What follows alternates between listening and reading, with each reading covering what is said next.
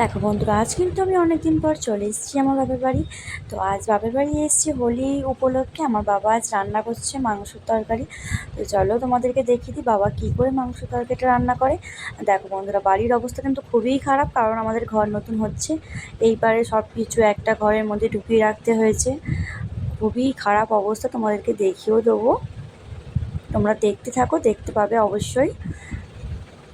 আর আমার বাবার হাতের মাংসের তরকারি না খুব স্পেশালি হয়, মাঝে মাঝে রান্না করে তো ভালো লাগে খুব। আর অনেক দিন পরে বাবার হাতে মাংসের তরকারি খাবো, তাই ভেবে আমার মনটা তো ফুটফুট করে নাচছে আনন্দে।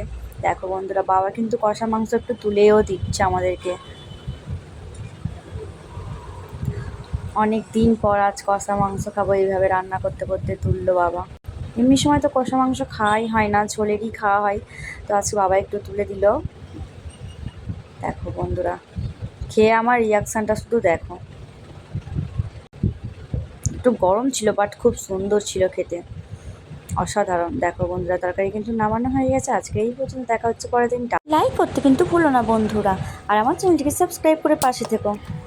আজকে এই পর্যন্ত, টাটা বন্ধুরা, দেখা হচ্ছে পরের দিন।